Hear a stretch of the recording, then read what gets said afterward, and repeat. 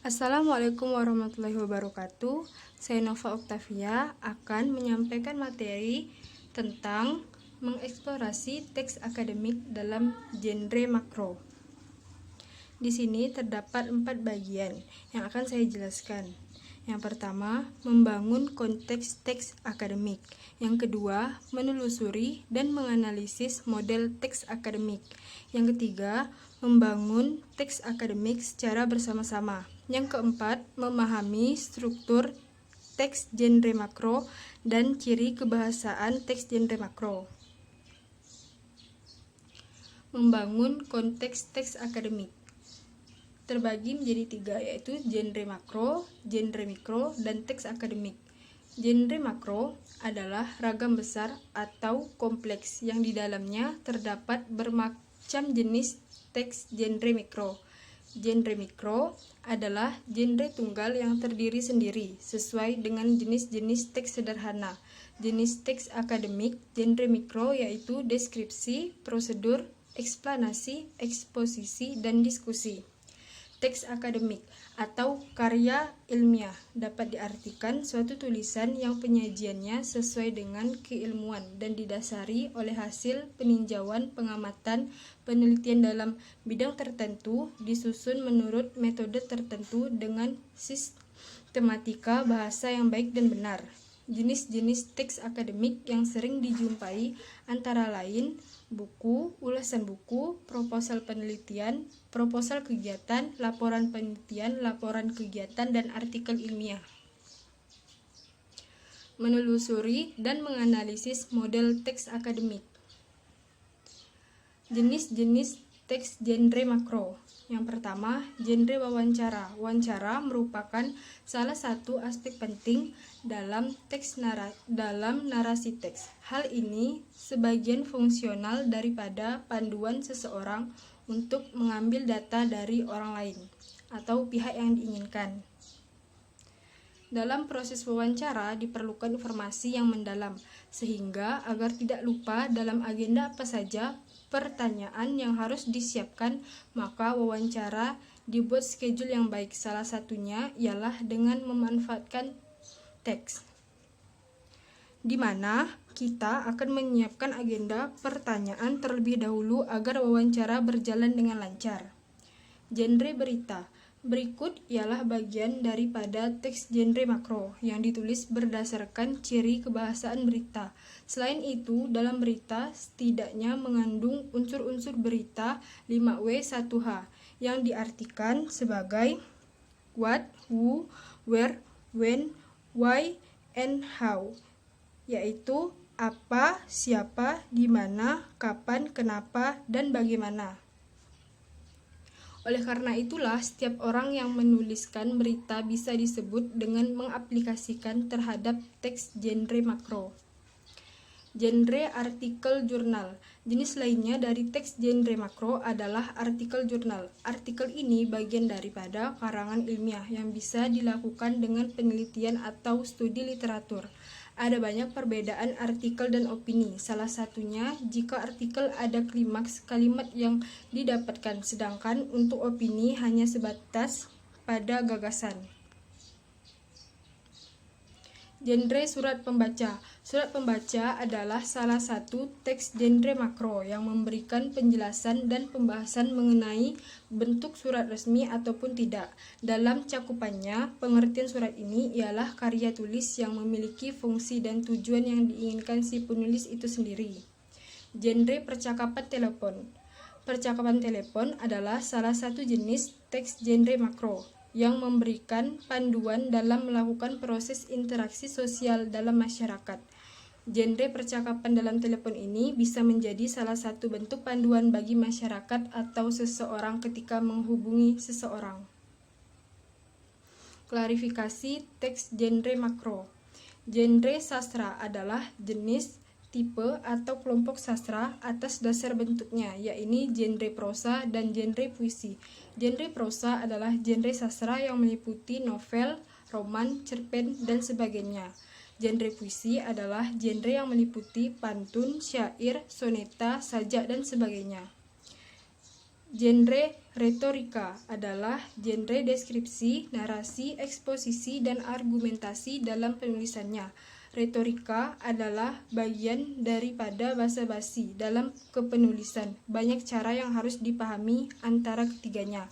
Akan tetapi yang pasti ketiga hal ini saling berkaitan satu sama lainnya.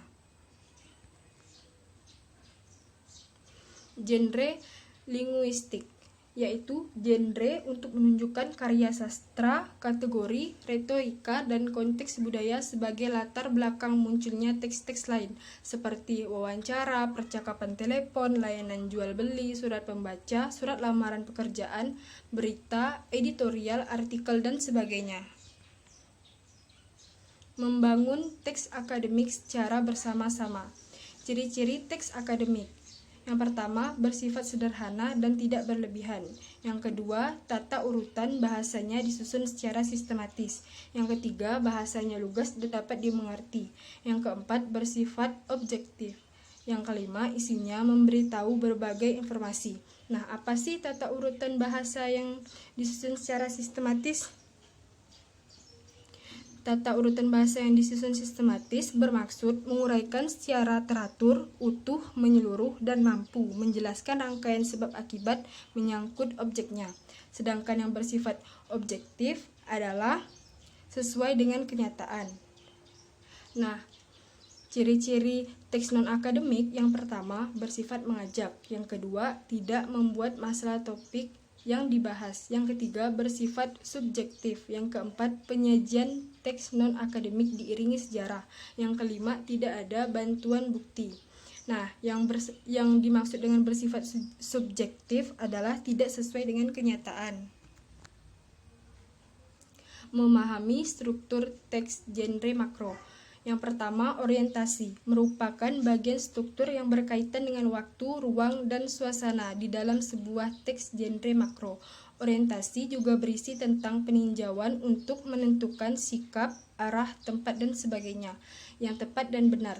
Pandangan yang mendasari pikiran, perhatian, dan kecenderungan. Orientasi merupakan gambaran umum tentang pemilihan materi yang akan digunakan sebagai wawancara. Gambaran umum karya atau benda tersebut bisa berupa paparan tentang nama, kegunaan, dan sebagainya. Yang kedua, pernyataan pendapat berisikan gagasan utama atau prediksi penulis tentang sebuah permasalahan yang berdasarkan fakta. Yang ketiga, argumentasi menjelaskan secara lebih mendalam pernyataan, pendapat, atau tesis yang diyakini kebenarannya oleh penulis melalui pengungkapan fakta-fakta sebagai penjelasan argumen penulis. Yang keempat, penutup biasanya berupa sebuah penegasan kembali tesis atau pendapat yang dikemukakan oleh penulis tetapi dengan kalimat yang berbeda. Ciri kebahasaan teks genre makro. Yang pertama, teks kompleks adalah kalimat yang terdiri atas lebih dari satu aksi, peristiwa, atau keadaan sehingga mempunyai lebih dari satu verba utama dalam lebih dari satu struktur. Struktur yang satu dengan struktur yang lainnya biasanya dihubungkan oleh konjungsi. Macam-macam kalimat kompleks yaitu terbagi menjadi dua, kalimat kompleks parataktif dan kalimat kompleks hipotaktif. Kalimat kompleks parataktif adalah kalimat yang memiliki lebih dari satu struktur, yang mana setiap strukturnya bersifat sejajar. Sedangkan kalimat kompleks hipotaktif yang mana setiap strukturnya bersifat tidak sejajar. Yang kedua, kata rujukan adalah kata yang merujuk pada kata lain yang telah diungkapkan sebelumnya. Kata rujukan dibedakan menjadi tiga, yaitu rujukan benda atau hal, kemudian rujukan tempat, dan yang terakhir rujukan personil, orang, atau yang diperlakukan seperti orang. Yang ketiga, konjungsi atau penghubung. Konjungsi disebut juga sebagai kata penghubung atau kata sambung. Dengan kata lain, konjungsi adalah kata atau ungkapan penghubung antar kata, antar frasa, antar klausa, dan antar kalimat. Konjungsi terbagi dua, yaitu sebagai konjungsi koordinatif dan konjungsi subordinatif. Konjungsi koordinatif adalah konjungsi yang menghubungkan dua kata, frasa, klausa, atau kalimat yang mempunyai makna sederajat atau setara. Sedangkan konjungsi subordinatif adalah konjungsi yang menghubungkan dua unsur kalimat yang hubungannya tidak setara. Yang keempat, kata sifat ialah kelompok kata yang mampu menjelaskan atau mengubah kata benda atau kata ganti menjadi lebih spesifik. Hal tersebut karena kata sifat mampu menerangkan kuantitas dan kualitas dari kelompok kelas kata benda atau kata ganti. Ciri-ciri kata sifat yaitu: pertama, kata sifat terbentuk karena adanya penambahan imbuhan ter yang mengandung makna paling. Yang kedua, kata sifat dapat diterangkan atau didahului dengan kata lebih, agak, paling, sangat, dan cukup.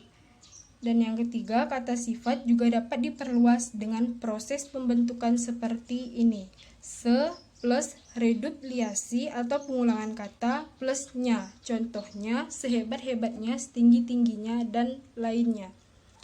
Kata kerja, yaitu verba atau kata kerja, adalah kelas kata yang menyatakan suatu tindakan, keberadaan, pengalaman, atau pengertian dinamis lainnya. Jenis kata ini biasanya menjadi predikat dalam suatu frasa atau kalimat. Ciri-ciri kata kerja yaitu sebagai berikut. Yang pertama, biasanya bukan kata pertama dalam suatu kalimat. Yang kedua, dapat didahului oleh kata-kata seperti akan, hendak, sedang, sudah, dan hampir. Yang ketiga, tidak didahului oleh awalan ter yang berarti paling. Nah, yang terakhir, kata keterangan. Kata keterangan dibagi menjadi dua, yaitu sebagai berikut. Yang pertama, kata keterangan waktu, dan yang kedua, kata keterangan tempat. Ini ada link-link yang saya cari untuk membuat materi ini. Terdapat 5 referensi yang dapat dibuka oleh teman-teman. Sekian dan terima kasih pada teman-teman. Semoga materi yang saya sampaikan dapat dipahami dengan baik. Wassalamualaikum warahmatullahi wabarakatuh.